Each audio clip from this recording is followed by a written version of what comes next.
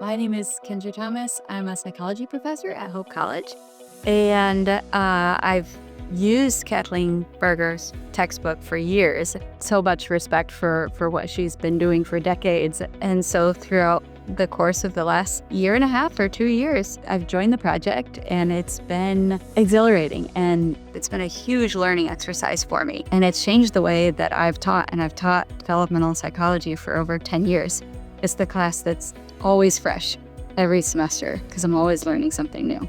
The newest edition of the textbook introduces a thinking framework that we've been calling Thinking Like a Developmentalist, which introduces 5 phrases that are meant to be memorable ways that students can transfer some of the principles of developmental psychology, because the truth is that there's students in nursing and psychology and education and sociology and criminology that are going into solving so many other problems. And the problems that they're going to solve 10 years from now are not problems that we can predict. And so trying to find 5 principles that are easy enough, they're memorable, so that students can remember the construct enough to be able to transfer it and then apply it to their different domains. Professors or scholars of developmental science, they will easily see these things like combinations differ, risks and protections interact, sensitivities vary. But I've found that we need to be much more overt and explicit with how we teach these to students so that they learn how to transfer and apply it on their own.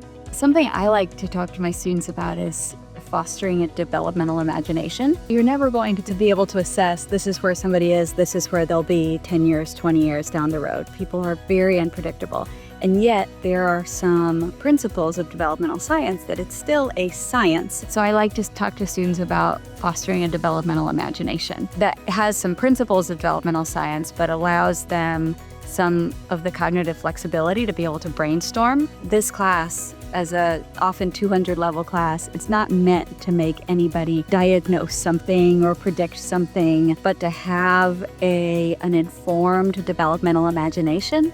That's what we really want for our students. That's what we want for our future police officers, for our future nurses and teachers and mental health professionals, is so that they know enough about the lifespan that they know where to start their brainstorming. Psychology has been critiqued a lot for failures to replicate things or being too centered on a specific culture and calling those studies universal when maybe they're not. I think that developmental science and maybe that's because it's what's close to my heart, but I think it has a sweet spot there because we can see some of the differences of how people develop across cultures within the same city or with completely opposite sides of the globe. So what we've been trying to do is be able to zoom out to see the underlying principles and be able to give cultural examples that really showcase some of the centrality of what's the role of the caregiver, what's the role of play, or what's the role of attachment. And so toggling back and forth between like a telescope and a microscope to try to give students a sense of competency. And maybe there's some things we know, and maybe there's a lot yet to learn, and that's the imagination piece.